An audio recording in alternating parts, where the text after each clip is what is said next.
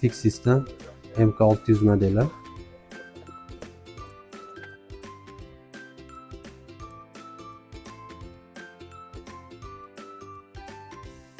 Chiroyli dizaynda ishlangan. Ekrani 7 dyum. Oldida 8 megapiksel, orqasida 13 megapiksellik kamerasi bor.